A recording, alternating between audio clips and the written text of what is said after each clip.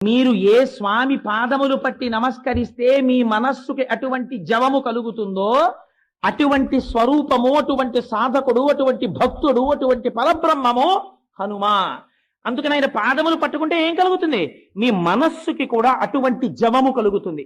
అటువంటి జవమున్న, అటువంటి మనసున్న మనిషి ఎవడో వాడు మాత్రమే సమాజమునకు ఆస్తి. వాడు 10 మందిని తనతో పాటు తీసుకెళ్ళగలుగుతాడు. 10 మందికి మంచి మాట చెప్పగలుగుతాడు. 10 మందిలో ఉత్సాహము నశించిపోయి కష్టంలో ఉన్నవాడిని బతికేటట్టు చెయ్యగలుగుతాడు. ఇంకింతకన్నా ఏం కావాలండి?